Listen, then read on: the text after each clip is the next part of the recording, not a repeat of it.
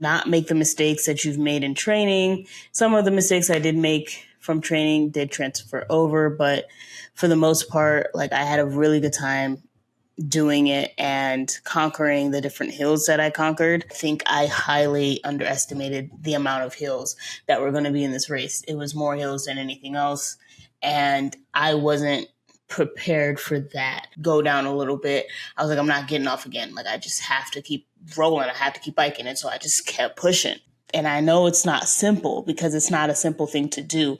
When something else is telling you that it's not yours, that you're not meant to have it. But when you know in your heart you are, when you know God already told you what's sitting in front of you is yours, it gives you a whole new motivation.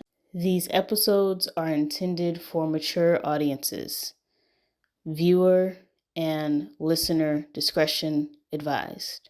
Hey guys, quick update on how long it took me to do this. I did it in 3:21, not 3:18. So I did it in 3 hours and 21 minutes. So when you hear me say 3:18, it should really say, if you're watching it, you can see 3:21 because I put it in writing. But if you're listening, I want to make sure that you guys know I finished the race in 3 hours and 21 minutes when you get to that section of the podcast episode. All right. Enjoy. Love you guys. Peace. What is going on, guys? It's been a minute. A week? I think I didn't post last week. I was really tired after I haven't posted for 2 weeks. That's true. I haven't posted for 2 weeks. I was really tired after the bike ride, and my dad and his wife were still here. And then this past weekend, my mom came to visit. So it's been a very busy couple of weekends. I haven't gotten an opportunity to really just sit down and relax with work and preparing for, my mom to come and making sure that, we had a fun weekend together, which we did. And yeah, it's just been very busy this last 2 weeks, and I apologize. I apologize for not posting. I did post a little peak week video last week. I hope you guys enjoyed that video. And this week, as you guys saw yesterday, I posted the race. Do I think I recorded it well? I know I can do better. And so, yeah, when one in November comes, I do want that to be a lot higher quality video. This last one with my first race, honestly, it felt like my first race. The recording felt exactly how the race felt, just very like all over the place, kind of crazy. And I think that is kind of how your first race should go when you're doing something new. It's all new. You're trying to figure it all out. You're trying to learn and, not make the mistakes that you've made in training. Some of the mistakes I did make from training did transfer over, but for the most part, like I had a really good time doing it and conquering the different hills that I conquered. Wimberley is a very hilly town. It's a very cute small town, super hilly. And as you guys can see in the picture that I'm going to post over here of the whole route, it was one spot where you're just going up for so long. And honestly, in the beginning, you're going up a lot. Like, yeah, there's a lot of downs, but it's not as long as going up. So I was prepared, but I don't think I was prepared enough for all the hills that I had to attack in this race. But I had a good time. I enjoyed it. And every time I turned around to look back to see a hill that I conquered, I was very amazed by my accomplishment. I was very amazed that I did it, and the beginning of the race, let's go back to the beginning. The beginning of the race was insane.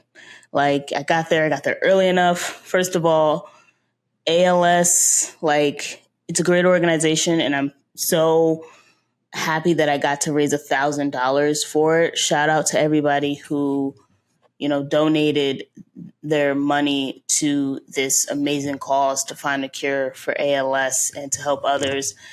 It was amazing to see all the people that also were a part of it, but it was amazing to see the people who gathered around me and believed in me to be able to accomplish this 37-mile race. And so I just want to thank you guys for believing in me and for giving to a cause that I truly believe is going to change the world. And it is changing the world. It is making ALS more known and more research going into it so that we can find a way to either cure it, put it off for longer, or help make the symptoms very little to none. So I thank you all for being a part of this first race. If it wasn't for you guys, I wouldn't have gotten to be a part of something that is bigger than me. So I appreciate all of you for your support and for your help in my first race. And honestly, it feels like we all crossed that line together. But the beginning of the race was insane. It was crazy. I got there way earlier than I should have been. My part of the race didn't start until 8:30, but they didn't send anything else out to really say that this, like, if you're doing 60 miles, it's 7:30 in the morning. If you're doing like 37 miles, it's 8:30 in the morning. If you're doing like 20 or less, then it's like 9:30, 10 o'clock in the morning. They didn't put that out there like that, which I highly suggest. Like, definitely, like, on the Facebook thing or in the email when people first sign up, have the different times. Also, when I got there, it seemed a little bit disorganized. So I just think, with time, it's going to get better. But I definitely suggest, like, yes, people sign up for this bike ride. They need to know the time that they need to be there. And that was never specified in an email or in anything else. So I think that should be first. Like, thank you for signing up. Thank you for, your donation. Here is the times and all that. So I think that's the first email that should go out. But other than that, the race started and your girl was feeling good. She was moving with the people. She was like, I was like, okay, I can do it. I can really do this. And then my pedal got stuck in my water bottle holder twice. So I got left behind a little bit and I had to catch up. Which honestly, I guess it was probably for the best because I had never ridden in a very big group setting and where this kind of gave me the opportunity to just kind of ride on my own and go out there and see. Oh, it was beautiful, beautiful. I saw lakes and land and ranches. And it was absolutely amazing, absolutely beautiful. I did end up catching up with a couple people along the way. And so I did feel good about that. I wanted to be in the middle of the pack. I'm pretty sure I was at the middle back of the pack, which makes sense. I got caught up. I had to move my water bottle up a little bit more so that it wouldn't get stuck into my pedal anymore. It never happened. Never happened. My water bottle and my pedal never collided in any of the times I practices going up hills or anything like that. It was perfect. It was good. During the race, the one time I needed not to do that, it does it. So I feel like that was kind of a way of God saying, slow down, go at your own pace. Don't let these other people push you to go a pace that you're not ready for. And so at the end of the day, that happening to me during this ride was for the best because I ended up just kind of getting in my own world, getting my own stride. I had my headphones in. I was playing my music. I was enjoying the scenery. Like I said, I had caught up with some people. And those first 1 to 14 miles before I got to the first rest stop where my mom not where my mom was. My mom did text me that morning though. She was like, good luck. I love you. She's like, she couldn't be there because she had a prior engagement. And so I was like, I'm going to be okay. My dad came, everything was good. So my dad and his wife were there and they went to the first rest stop and they went to the second rest stop and then they met me at the finish line. And so the time between mile 1 and mile 14 was insane. It was absolutely crazy. I was like, all right, I got this. And I started going up hills and I was like, okay, all right, we're good. And then I started going up another hill and I was like, okay. And then I started going up another hill and I was like, okay, how many hills are in a row in the first like 5 miles? This is ridiculous. So I think I got to like mile 4 or 5. And I was like, I can't keep going uphill. My legs are dying. Like I go downhill for like 2 seconds and I'm going right back up. So there was times even at the beginning, I started to walk a little bit. And at first I was like, man, if I keep walking like I'm walking, I'm not going to get it in the 3 hours and a half that I wanted to get it in. And I was like, I gotta start pushing myself. I gotta start just riding and going. And so I got to the first rest stop. I was tired. I had drinking all my water. I was like, but I had bought another bottle the day before. Thank goodness I did. Because if I didn't, I would have been screwed. So the brain was thinking right. So I got another bottle before that, and I had already prepared that bottle. And I told my dad, I said, hey, give me that bottle. I need to switch out. And so as I was finishing up the other bottle, I gave it to him. And then I sat there for a minute, had a couple snacks. I had my little carbohydrate packets to help me, keep my legs not being sore and in pain all the time, especially like as soon as I have those, like 5 to 10 minutes later, my legs are like, all right, let's go. Like they're ready to go. They're not in as much pain. And then so for like another 30 minutes, I can really push myself. And then, obviously just getting my body used to that. I'm so happy I was testing that out when I was training because those carbohydrate little packets definitely came in handy. And so I got some more of those. And then I got right back on my bike and I started going. And my dad, I was like, oh man, I just like those last, I already was going up some hills. And he's like, oh, you're going to be mad because there's another huge hill ahead of you. So from mile like 14 to about 25, there was a massive hill at the beginning of that.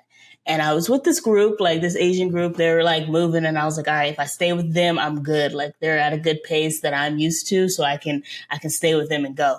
And so I was on their hills a little bit and we were going up and then we just started going up this hill. And I was like, oh, okay.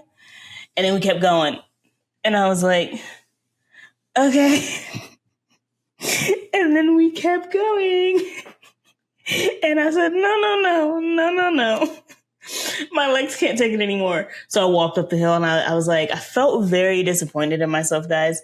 I was like, oh man, here we go again, walking. But between mile 14 and mile 25, I made good time. Like it wasn't like I went faster than the first half of the race. And so once I got up that major hill, that took a lot. I think like after I walked and I got to kind of the top of that one hill and you go down a little bit, I was like, I'm not getting off again. Like I just have to keep rolling. I have to keep biking. And so I just kept pushing. We finally got to the top of that hill. Then we started going downhill in other ways. And I was so happy. I was so excited. And so this is honestly the part where it's a lot more ranches because you have the cattle things in a road where like it's these bars that are on a road for the cattle and stuff like that. And so you have those. And so we're definitely rolling through more back roads, more ranches and all that during this second part of the race. Let me mind you, I should have had a Benadryl or I should have had a little bit more extra of my allergies because I was feeling it on Sunday. I was feeling it hard. Sunday and Monday, I was feeling those allergies hard, but we going way too far in the future. So that second part, I was moving. I was getting my body really into the race. I think that was my best kind of tempo area during the race. And then, so I got to the second part of the second rest stop of the race. My dad and his wife met me again. I called him before I even got there, like not even too far after the first rest stop. I was like, hey, I need you to make me another one. And I had bought some electrolyte sticks to put in the water so that I have the electrolytes I need to really just be able to pump and sweat and replenish myself while I'm on this race. And so they make me another one. We're going good. We're going well. As you see in the video, I'm like, my dad's going to join me for the next one. It's going to be probably a 20 miler. I don't know. But yeah, me and him are probably going to do a race together. I just have to find one. That reminded me. I need to find a race. But that third, after I left the rest stop, I honestly pushed out hot. I pushed out way too hot because there was another hill. Wimberley was hilly. My coworker was completely right. But I did that hill and I kind of definitely killed myself. And I walked a little bit again. And I was, again, disappointed in myself, but I kept pushing. I kept moving. I got back on my bike. And the third part, the beginning, was a little slow. But then when I got in like the middle part of that third part of it, I was feeling good and I was pushing and I was riding. But then the end, like I had it was a lot. And it was just telling my body to be like, just keep going, keep pushing, just one pedal after the other. That end it was a lot for me. And I think it's because of all the hills that I went around. Like there was just so many hills to go up and down and all around and stuff like that, that my body was like, yo, dude, we're done. But I was telling my mind, I was like, we're almost there. Keep pushing yourself. Just one pedal after the other, 1 mile down after the other. You're going to get there. You're going to finish. And so I get to the finish line. I'm done. It's crazy. I feel absolutely insane. Surprised I was able to still walk. I just kind of biked my bike back to the car and I just walked. I didn't stop.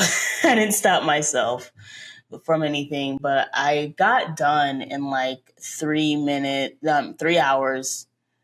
And when I got back down to my bike or to the car, I forgot to stop it, but I do remember looking. I got done around 3 hours, 3 hours and 18 minutes because it took me, I waited for my dad to get out of the bathroom and then I started coming down. So that took about 3 minutes and everything.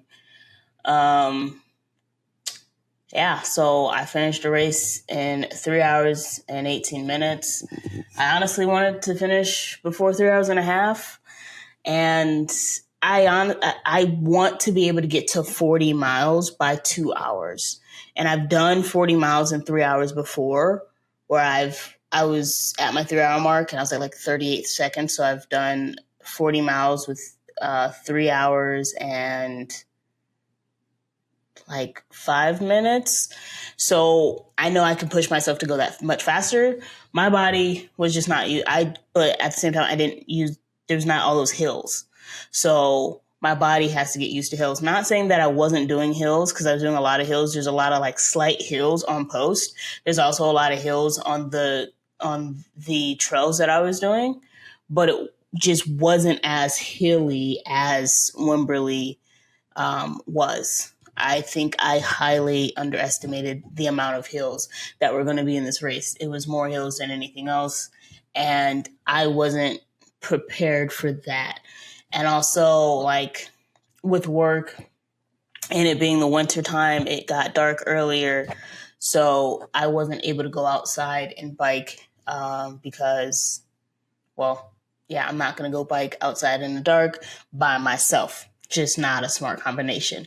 So I had to bike inside a lot more. And now I'm learning that, to get my legs used to that kind of burn as I'm going up the hill, I do need to turn it up just a little bit of a notch when I'm training. So now we're planning for the next one. And so I'll let you guys know what that race is. I have no idea yet. It's been 2 weeks. I spent the first week, honestly, getting over my allergies attacking me. I took so much Benadryl that it's ridiculous. No, I took Benadryl to really just get my body back to being able to breathe and being able to talk. And so Monday, like Sunday, Monday, and Tuesday, I did no working out. I did everything to just get my body back in order because I wasn't trying to be sick again. I was not going down that road of having a sinus infection and then getting a cold. So I definitely made sure that I was just taking care of myself, sleeping, eating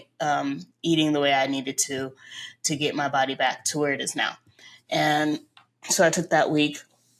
And then, as I said, my mom came to visit. And so I just spent the weekend with her. We went to Houston, visited Kirsten, and that was so much fun. And then Sunday we went to church. And then Monday, I worked. And Tuesday we did a little bit of apartment hunting. That is a video to come soon. And we went shopping. I needed more. Adulting is a lot, but I needed more work clothes. And then I needed to get more jeans, because the jeans I've been wearing since I was in high school, which says a lot. Okay. Your girl is staying in shape. So I applaud that. Okay. But also I want to upgrade my style. As I told you guys at the beginning of the year, I want to upgrade my fashion. I enjoy looking nice. And if you don't know me, you're about to know me a little bit more right now. I went to H&M. H&M is my store. H&M was my store when I got my work clothes 2-3 years ago. H&M is still my place to go now. It is definitely catered to the young adult crowd. It is not as expensive as a lot of other places out there. You do have to pay a little bit of money, but it's for the quality and how long those clothes last. My work stuff, like I said, I got it 3 years ago. I'm wearing it still now. And then the new work stuff I plan to be wearing for a long time down the road, just adding new shirts and different things like that. So H&M, JCPenney, Macy's, different places like that are the stores that I typically go to looking for good quality things at a good price. And I feel like I did get quite a bit for a good price. But yeah, that's basically the race though. Sorry for the middle rant. The race, I feel, went well. I feel like the race went well. And I did get it in the time and the goal that I wanted to get it in.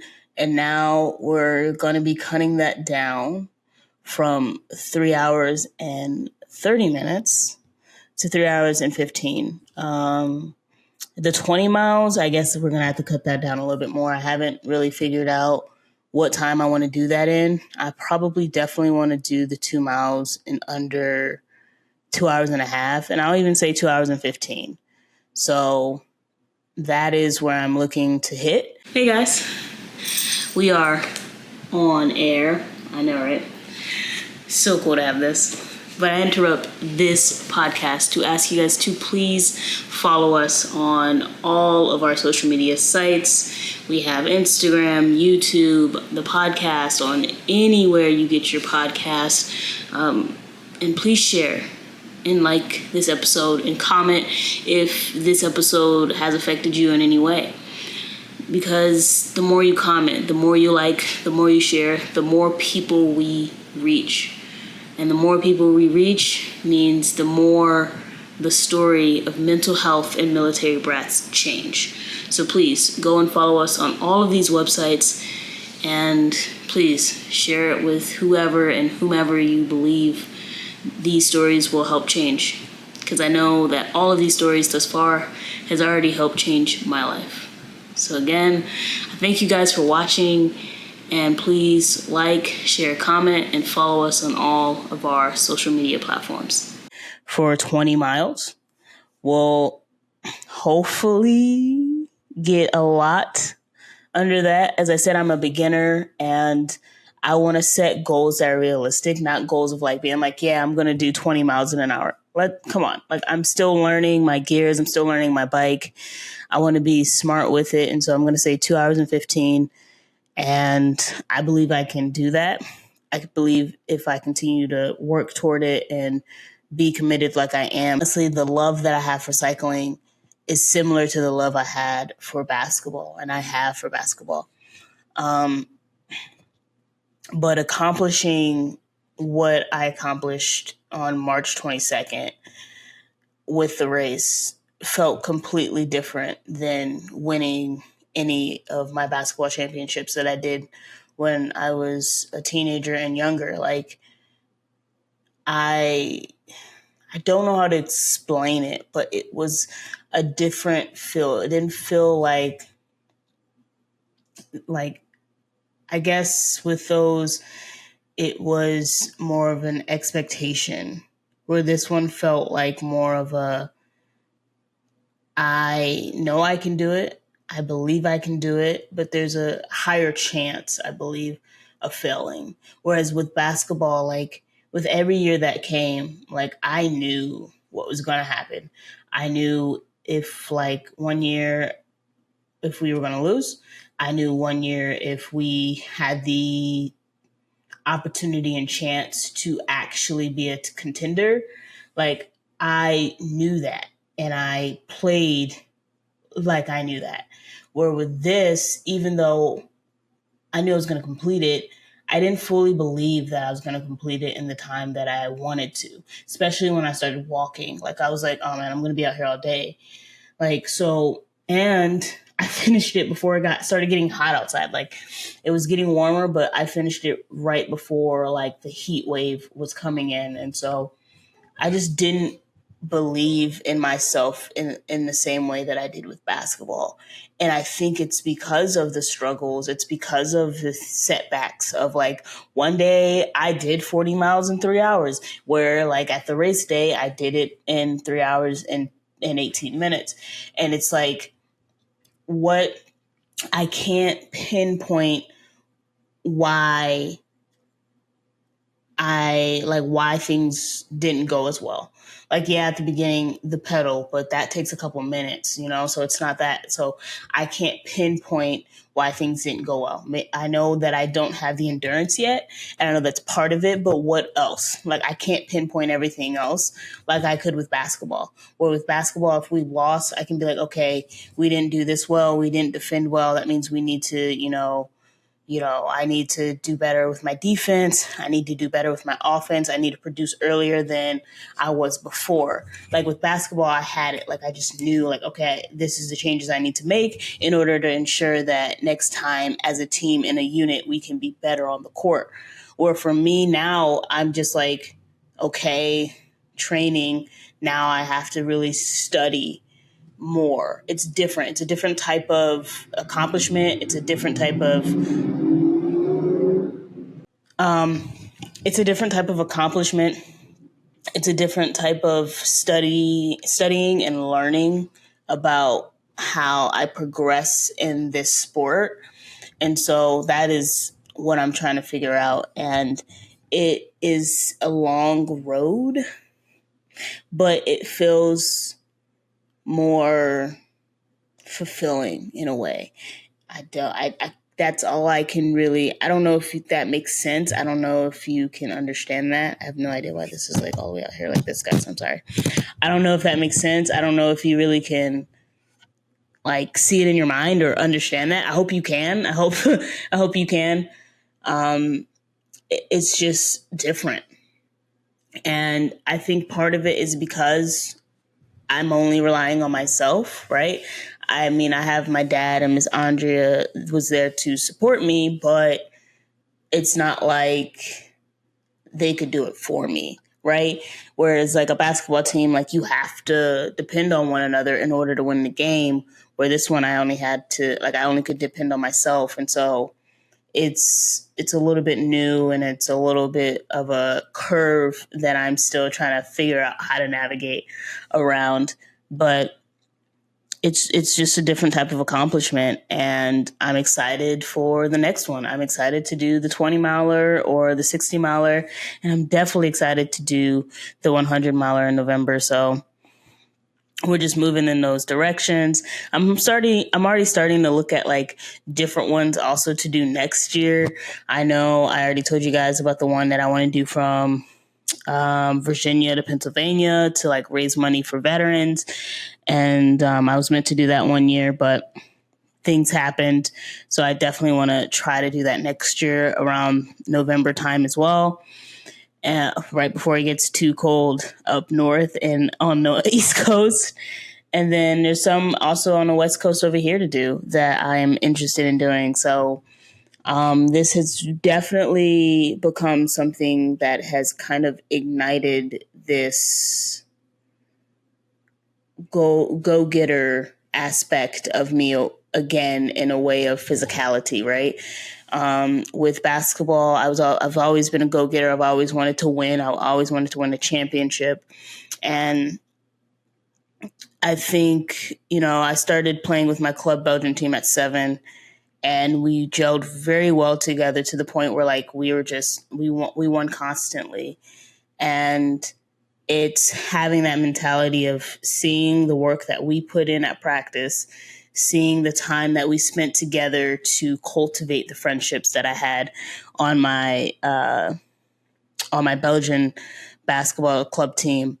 That really helps you see that is when you put in the work, when you put in the commitment, when you work together and you communicate the way you're supposed to, you're able to win. You're able to do well.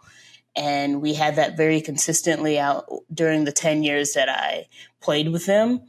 And then, I went to college, and that consistent, like what I saw that was necessary when I was younger it's not necessarily everywhere you go.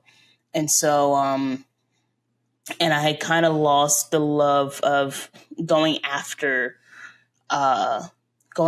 something that I really wanted during that time. And with, it's 10 years, 11 years later, 12 years later, since, I've had this very much go-getter attitude and wanting to go after the things that I want in my life. I think, when and it's not saying that I didn't have it. I think it's just from 18 to like 25 and stuff, maybe even 26. You're trying to figure out your life. Like you're trying to figure out what your goals are, what you want out of life, and how you want to get there. So that is a time of where you go through your tomfoolery. Then you are like, okay, that's enough of this. We need to get on track. We need to figure your life out. Not saying, you're always going to have everything figured out, but you want to just have certain things that you are working toward. And while life is happening, because life always has different plans, you still have those things that you want at heart. If you want a family, if you want a house to live in that has land, or if you want that certain career, if you want that certain job, if you want that certain apartment that looks above the city, whatever it may be, it's that go-getter attitude that is going to help you get there. And for me, I think I lost a little sense of that while I was figuring out and navigating the new things of life, right? Being an adult. And with cycling, it has opened my mind to the fact that whatever I want out of life, I can go after it. And if it's meant for me, it's going to happen, right? If it's meant for me, it'll happen. And I just have to put in the work that I'm meant to get it in order for it to happen in my life. So, and I think with cycling, that has definitely awakened that physically, because like I said, when I looked back and saw everything that I accomplished going up those different hills, it's kind of like, well, if I can do that here, then I know I can do that here. So the same way I accomplished riding up that hill to get to the top, well, how am I going to accomplish that in my life? How am I going to attack these obstacles that are in my way that are stopping me from having the life that I want to have, that I desire, that I know is for me?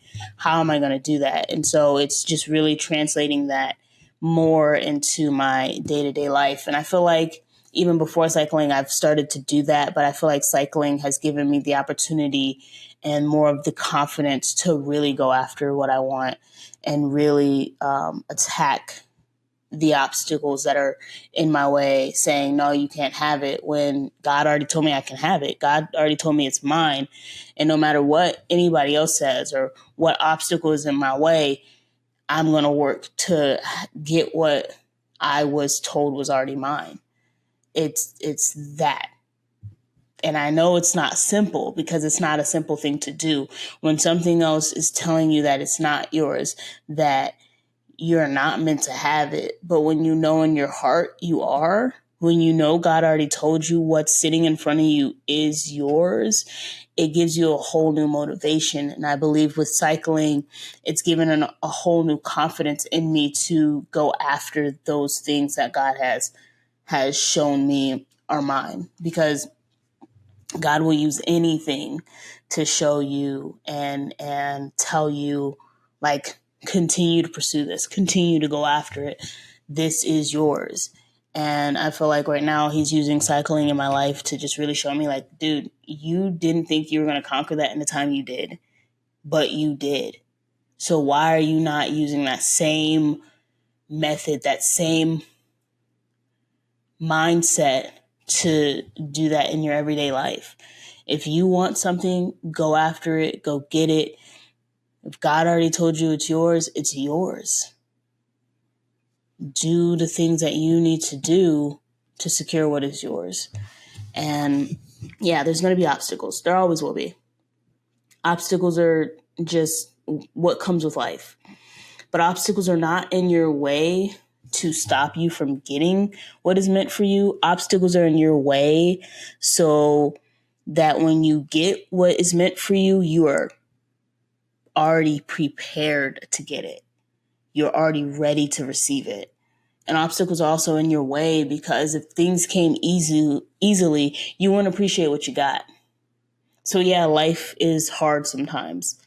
But life is hard because when we easily get things, we don't take care of it. We don't see the value. We don't see the quality in it. But when we have to work for something, that's a whole new ballgame. We actually take care of it. We actually remember what it took to get that job, what it took to have that relationship, what it took to get that apartment, what it took to finish the race.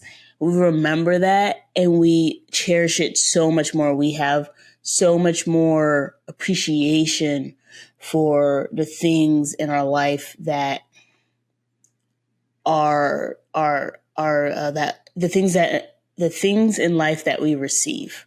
We have more appreciation for that because we see what God did and how he used what we did to get what we desired and what he told us was ours. And so, yeah. Yeah, that was very deep. Sorry. No, not sorry. Okay. But that's truly what I've definitely taken away from this race is to continue to work toward the things I want, continue to work toward the things I want to accomplish in life, and know that I can accomplish shit when it's meant for me and I work toward it. And even the things that are meant for me and I work toward, there's lessons in those.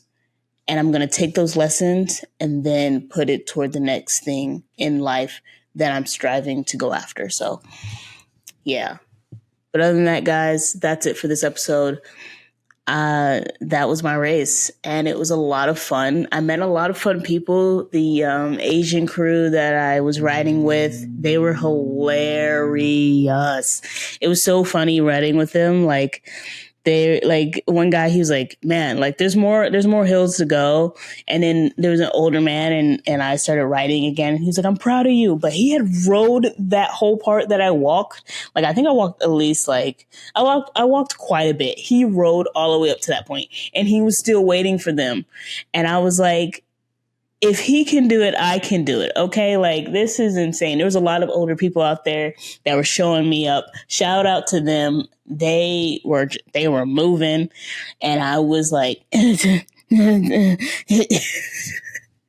but they were moving and they were getting it. So shout out to all of my elderly bikers out there. Y'all are awesome. Y'all are amazing. Y'all definitely show me that biking is a way to stay young, and biking is a way that keeps your heart just strong and pumping. It was really awesome and a lot of just very inspirational to see you guys out there. So thank you guys for your inspiration and for your kind words as I rode with you guys. It was amazing. Yeah. The biking community is amazing. They're very nice people, very kind, very open and friendly, and I'm excited to just continue to be a part of it. But other than that, I am going to edit this video, and I'm going to edit the vlog right now, and I'm going to finish watching Yellowstone. I have yet to finish the series, and so I have, I think, like 4 more episodes, so I'm going to enjoy that, and then I'm just going to enjoy the rest of my weekend doing absolutely nothing, because we have been on a roll, as I said, for the last 2 weeks. And it's okay to take some time for yourself from, every now and then. You don't have to be going out. You can just enjoy your apartment. You're paying for it for some reason, so you might as well enjoy it for a little bit. And so I'm going to enjoy my apartment this weekend and then get back to it in this next week. It's just amazing. I think this podcast has changed my life in more ways than I can ever imagine. And the people that listen and have been a part of it have changed my life in ways that I can't even explain. So I want to thank you guys all for being on from season 1 to season 3. And I know this should probably all be in the next episode, but these are my feelings right now, so I'm going to share them right now. And I'm just excited to see, what's to come with the next season. Thank you guys for reaching out and letting me know how this podcast has helped or affected you. I can't put into words how amazing that is. And I'm just super appreciative of all of you who listen, who come on and share your story, and who are vulnerable and who are willing to just really be open about their mental health struggles, as well as the struggles of daily life. If it wasn't for you guys, this podcast would be nothing. So thank you for wanting to share your story. Thank you for sharing your story. And I'm excited to see, the future and the people who come on to share their stories, because you guys gave them the confidence to see that no story has little impact. Every story that's been shared on this podcast has had a big impact on somebody that has listened, and it has had a big impact on me.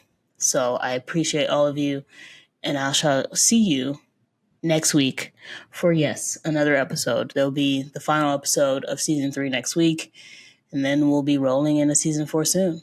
So thank you guys for watching, and have an amazing rest of your week whenever you're listening to this. And I love you guys. Peace.